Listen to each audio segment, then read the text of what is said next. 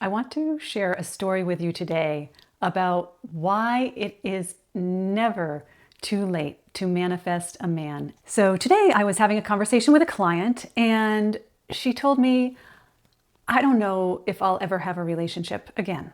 And she didn't say it was because of her age, but the implication was there that she was implying, I'm retired, I'm too old, so I don't think it could happen, or it might not happen. That was the energy of our conversation. And I said, okay, but I'm just inviting you to contemplate, what would you like to experience? Because an amazing story of romance happening quite late in life took place in my own family. It was my own grandmother. So when I was a junior in high school, my grandfather passed away. My grandfather was amazing. He was general secretary of the YMCA internationally. My grandmother traveled with him to all different parts of the world. She hosted tea for Eleanor Roosevelt. They both had amazing experiences. So approximately a year after my grandfather died, my mom took my grandmother on a little getaway to White Sulphur Springs, Virginia, to the Greenbrier Resort. And if you haven't been there, I highly recommend you check it out. It's a gorgeous, old, very stately resort. Beautiful. And during this getaway, my mom said to my grandmother, you know, you've lived a very full, rich life. And if you're done, meaning done with this life, you could go. You could leave your body. There's nothing holding you here. However, you still have excellent health. You're still sharp cognitively.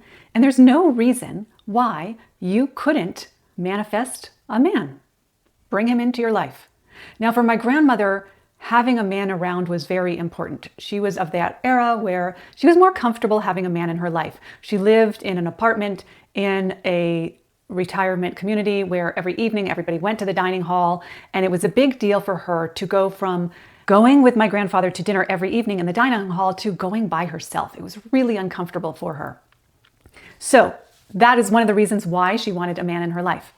And thus one of the reasons why my mother said you could still manifest a man. So they decided to play a game, and they said, okay, let's just pretend a man could come into your life, and let's give him a name just to make it up. Let's call him George. So they talked about this imaginary man named George the whole weekend. What he did, maybe what foods he liked, etc., and definitely what the experience would be like having George in my grandmother's life. So approximately a week after my grandmother got home from this getaway with my mom, her friends called her and said, we would like you to join us for dinner in the dining room, and we're going to invite our friend, Mr. Missile.